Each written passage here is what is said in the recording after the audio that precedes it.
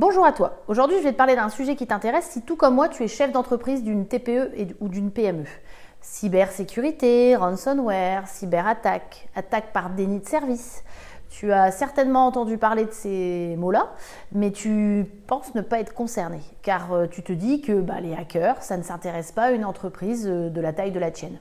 Ils n'attaquent que les grosses entreprises. Et en fait, en 2020, les attaques, elles ont explosé de 255% en France, 255%, et pas que dans les grosses entreprises. Ou alors, tu penses être suffisamment protégé, alors que 0,026% des TPE sont protégés contre le risque cyber, c'est-à-dire que pratiquement aucune TPE n'est protégée. La question n'est pas de savoir si un jour une entreprise sera touchée par la cybercriminalité, mais plutôt quand et comment. Une précision qui a aussi son importance, ta RC, elle ne couvre pas le risque cyber. Se protéger face au risque cyber, c'est se protéger contre. D'abord, le risque de perte de données. Aujourd'hui, pratiquement toutes les entreprises récoltent des données de ses clients, de ses fournisseurs. En cas de ransomware, ces données sont vendues sur le dark web. Et là, je peux te dire que c'est tes clients et tes fournisseurs qui ne seraient pas très contents. Le risque aussi, donc deuxième risque, c'est le risque de perte d'exploitation. Une entreprise qui n'a plus accès à son système informatique, aux données de ses clients, de ses fournisseurs, c'est une entreprise qui est dans la capacité de travailler normalement tant que ce n'est pas rétabli. Le troisième risque, c'est la réputation. En effet, après une attaque, tes clients ne te considèrent plus comme un partenaire fiable et te quittent. C'est donc une baisse de chiffre d'affaires assurée.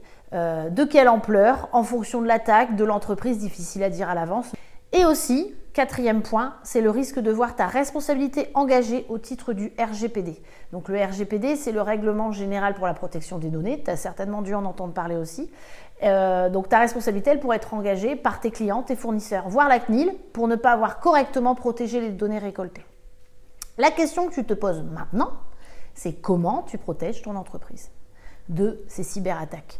Donc pour avoir une protection la plus complète possible, il y a deux choses sur lesquelles tu peux avoir un impact. Il faut d'abord revoir la protection du système informatique de l'entreprise.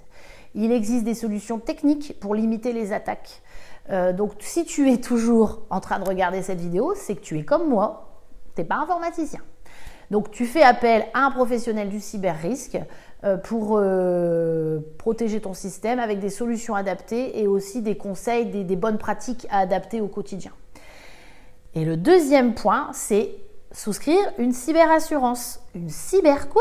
Une cyberassurance. C'est en fait une assurance multirisque qui couvre les entreprises sur ses opérations et transactions numériques. Elle a été spécialement conçue pour protéger les entreprises des conséquences de potentielles cyberattaques telles que la perte ou le vol d'informations confidentielles, le piratage, la demande de rançon à la suite d'un blocage de données, attaque de serveurs, etc.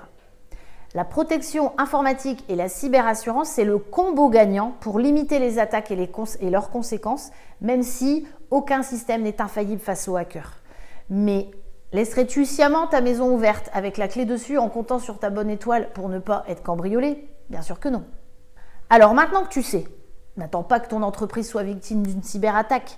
Protège-la dès maintenant des cyberattaques et dors sur tes deux oreilles. J'espère que cette petite vidéo vous aura aidé à appréhender les cyberattaques et leurs conséquences et à vous donner envie de vous protéger des hackers. Je vous dis à très vite pour un prochain Instant Assurance.